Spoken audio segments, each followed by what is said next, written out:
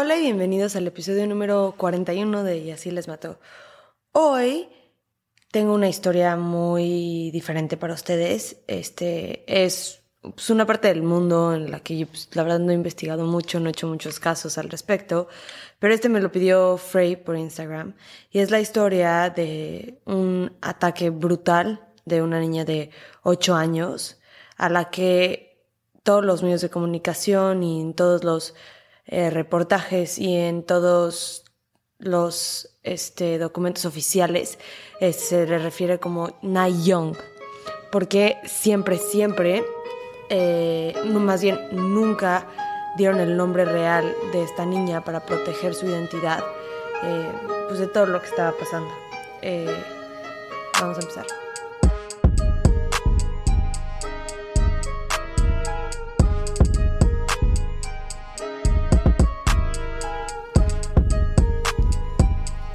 El 11 de diciembre del 2008, a las 8 de la mañana, una niña de 8 años, a la que le pusieron el nombre de Na Young, se estaba alistando para ir a la escuela. Na Young vivía en Wonggok-dong, perdón si se me van las pronunciaciones de las cosas, en la ciudad de Ansan, en Corea del Sur. Es una ciudad muy cerca de Seúl, la capital. Era un día común y corriente cuando Na Young salió de su casa y empezó a caminar en dirección a su escuela. Vivía a 3 minutos caminando y su mamá normalmente la acompañaba, pero ese día no pudo. Estaba embarazada y ella y su esposo tenían que trabajar varias horas en el día para poder mantenerse. Y por alguna razón ese día se le complicó acompañar a su hija. Pero Na Young siguió su ruta normal hasta que pasó enfrente de una iglesia. Y ahí fue cuando un hombre mayor, como de 40 años, la paró para hablar con ella. Este hombre le preguntó si es que ella y su familia iban regularmente a misa. Pero ella tenía miedo y no quería interactuar con este extraño, así que le dijo que no e intentó alejarse. Pero este hombre le gritó y la regañó, diciéndole que tenía que ir a misa, y jalándola la forzó a entrar a la iglesia. La llevó al baño situado en el primer piso. Cerró la puerta y la sentó en el excusado, y le pidió sexo oral. La niñita se negó, y este hombre se enfureció. Le estrelló la cabeza varias veces, le mordió el cachete y la estranguló hasta desmayarla. Ya inconsciente, abusó de Na Young, causando un daño severo interno en su cuerpecito. Muchos de los detalles del ataque no se han hecho públicos, al igual que el nombre de la víctima, para protegerla, pero sabemos que lo que pasó la dejó con heridas físicas y mentales que iban a tardar años en sanar. Cuando Cho Do-sun acabó, dejó a esta niña de 8 años sangrando, inconsciente, en el piso del baño. Dejó el lavabo prendido para intentar borrar evidencia de lo que había hecho. Mojada y herida, como por un milagro, Na Young logró arrastrarse del baño y salir a buscar ayuda. Un hombre que estaba pasando por la iglesia escuchó sus gritos de ayuda y la rescató. A las 9 a.m. la policía y las ambulancias llegaron a la iglesia. La policía inmediatamente empezó a buscar evidencia de que les pudiera llevar a la persona responsable. Vieron que alguien había intentado trapear la sangre y que esta persona también había limpiado el excusado para deshacerse de huellas digitales, pero no limpió el marco de la puerta y pudieron encontrar algunas huellas digitales usables para identificar a este individuo.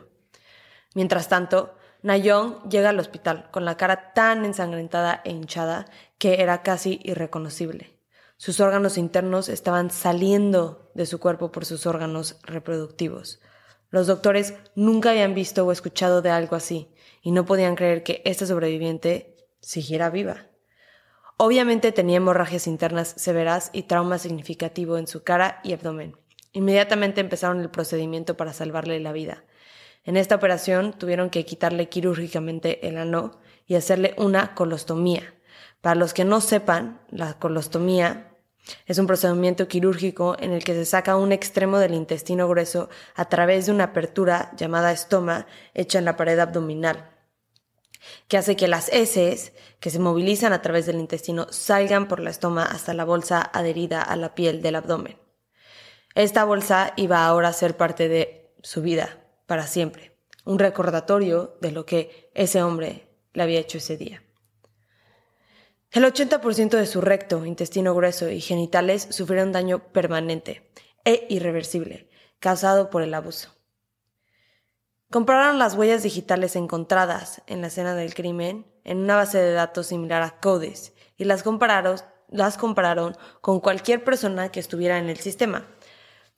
La gente que está en el sistema son gente con algún historial criminal. Y dieron con una persona, un hombre de 56 años llamado Cho Do-soon. Tenía un récord de 17 delitos, incluyendo robo, extorsión y otra violación de años atrás. Este hombre estaba casado y de lo que pude encontrar, mayormente se quedaba en casa limpiando y manteniendo el hogar, un trabajo tradicionalmente e históricamente asignado a la mujer. Tomaba mucho y constantemente, que va a ser algo muy importante cuando hablemos de la sentencia en este caso.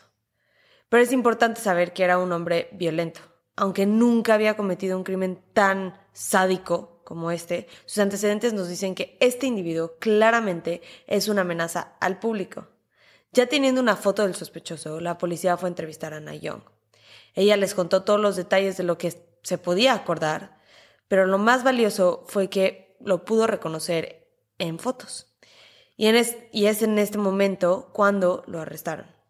La historia de Cho Do-soon primero fue que él era inocente y que había visto a alguien salir del baño ese día.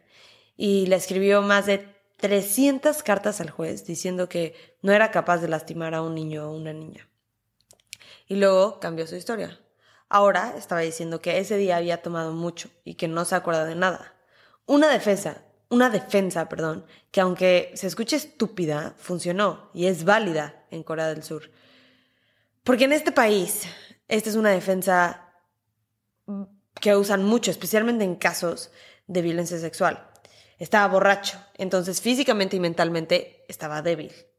Esto se toma en consideración en el momento de su sentencia, aunque obviamente no debería de tomarse en cuenta, porque no hace menor el crimen que haya estado borracho. Y además, ¿cómo puedes comprobar que, si no, más que si le haces una prueba de las de alcohol, yo no me acuerdo cómo se llaman, más que si le haces una de esas en el momento justo después del crimen, ¿cómo puedes comprobar que si haya estado tan borracho como dice? Pero otra vez, no justifica nada de sus actos que estuviera borracho.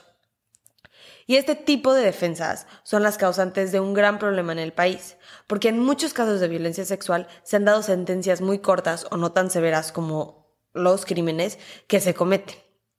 Y este caso es un ejemplo perfecto, porque la fiscalía estaba buscando una condena perpetua por sus crímenes contra Na-young, pero en vez de esto, la corte declaró que en el momento del ataque estaba discapacitado mentalmente gracias al alcohol y por esto era incapaz de distinguir entre el bien y el mal de sus acciones. Entonces, el juez lo sentenció a solamente 12 años en prisión por el daño que le hizo a Na-young. Pero las heridas de Na-young no solo eran físicas, también sobrevivió un ataque mental y psicológico. Lo que le pasó fue un trauma enorme que a mi edad me cuesta mucho procesar. A los 8 años debe de ser algo profundamente difícil de entender y asimilar y sanar. En psicoterapia, Na-young hizo un dibujo en respuesta a una pregunta que le hicieron. La pregunta fue, ¿qué es lo que te gustaría que le pasara al hombre que te lastimó? Y dibujó a un hombre en la cárcel llorando, con ratas y bichos, y en él puso a alguien pegando o echándole algo en la cabeza. Pero quería que ese hombre no la pudiera lastimar y que sintiera dolor. Eso es lo que quería. Algo que es obvio, ¿no? Sabiendo con lo que tiene que vivir y lo que sobrevivió. Y nosotros, espero que los que me estén escuchando ya sean puros adultos, pero nosotros como adultos podemos entender esa necesidad de hacer de hacerle mal a alguien que nos hizo mal. No estoy diciendo que esté bien, pero sí tenemos a veces esa necesidad de lastimar a alguien que nos ha lastimado, ¿no? Pero esas emociones son muy fuertes de tener y son muy fuertes de entender y de asimilar y de poder poner en perspectiva, ¿no? Es una emoción, yo creo que fuerte para que un niño o una niña de 8 años lo esté sintiendo. Que una niña de 8 años se tenga que estar preocupando de si alguien que le hizo daño tiene que estar en la cárcel o no, es un sentimiento muy fuerte, algo por lo que pasan muchos niños, especialmente si estamos hablando en países latinoamericanos, también mucho en Estados Unidos, en todas partes del mundo hay abuso sexual contra menores, pero son emociones muy fuertes de las que se tienen que hablar más. Ahora, en Corea, si la corte considera que este individuo está discapacitado por cualquier razón, tienen que reducir la sentencia, a veces hasta la mitad, que es lo que pasó en este caso. Pero hay algo de evidencia que demuestra que Cho Do-sun no estaba tan borracho como dice, o al menos hubieran podido comprobar esto la fiscalía si lo hubieran intentado, pero nunca lo intentaron. Y esta evidencia demuestra que sí estaba consciente de lo que estaba haciendo. Porque acuérdense que en la escena del crimen alguien había intentado limpiar la sangre con un trapeador y habían limpiado huellas digitales en el excusado. Alguien que no está consciente de sus acciones no intenta encubrirlas. Y por esto la fiscalía fue muy criticada porque nunca apelaron la decisión inicial del juez. Por este y más errores, muchos más errores, la familia de Na-young demandaron a la fiscalía por el manejo del caso de su hija, por retraumatizarla al interrogarla 4 veces porque no sabían cómo usar la grabadora, por hacerla asistir a declarar cuando seguía en condición delicada en el hospital y por no utilizar la evidencia como fue debida. Y ganaron la demanda, por la cual recibieron 13 millones de won, un poco menos de $10,000. La decisión de la corte causó una gran insatisfacción en todo el país. Hubo varias peticiones para que cambiaran la sentencia de Cho Do-sun, pero nunca funcionó nada. Y el 12 de diciembre del 2020, Cho Do-sun salió de la cárcel y se mudó a la casa de su esposa, a solamente 1 kilómetro de donde vivía Na-young y su familia. La policía incrementó la cantidad de cámaras de seguridad en el área, pero aún con eso la gente se sentía insegura. El propietario del departamento de la esposa de Cho Do-sun, que ni quiero hablar de ella, la verdad, porque en ningún momento perdió fe en su esposo. Nunca lo cuestionó de nada. Para ella, él era inocente. Pero el propietario los quería desalojar del departamento. No pudo legalmente porque estaba al nombre de ella, pero la gente afuera del departamento no paraban de protestar y la policía tuvo que ir en varias ocasiones a intentar contener las multitudes de personas. Como parte de su sentencia, cuando saliera, tenía que usar un como aparato de GPS en el tobillo por 7 años. Mantenerse a por lo menos 200 metros de distancia de Na-young, que se me hace muy poco. No tomar ningún tipo de droga o alcohol. Iba a estar vigilado constantemente por policías. Esto incluía chequeos aleatorios en su casa, que normalmente para libertad condicional lo hacen una vez cada mes. Creo que en su caso lo estaban haciendo una vez a la semana. La familia de Na-young se mudó un mes antes de que Cho Do-sun saliera de la cárcel. Y era una familia de clase baja. Y pudieron mudarse gracias a varias donaciones que les hicieron posible dejar su hogar de toda la vida para empezar una nueva vida lejos del abusador de su hija. Que mucha gente obviamente estaba muy indignada que esta familia fue la que tuvo que dejar tantas memorias, un lugar que seguramente tenía muchos recuerdos muy bonitos como familia. Ellos fueron los que se tuvieron que ir y no el abusador. En el 2010, Na-young recibió una operación que exitosamente le reconstruyó lo que se había dañado de su sistema digestivo y pudo regresar un poco de normalidad a su vida. Sin embargo, aún tiene que usar pañales. Este caso inspiró algunos cambios en cómo se manejan los casos de abuso sexual, como por ejemplo, alguien con una historia criminal que incluya violencia sexual contra menores no puede vivir cerca de alguna escuela, que a mí se me hace algo básico, literal, lo mínimo que se debería hacer, pero por lo menos ha habido ese cambio. Obviamente faltan muchas otras cosas que tienen que cambiar en este sistema para que primero se tome en cuenta a la víctima y no al abusador. Muchas gracias por escuchar este episodio de Y así les mató. La próxima semana les voy a contar el caso o la historia de Katherine Knight, la primera mujer australiana a la que le dieron una condena perpetua por sus crímenes. No se lo pierdan.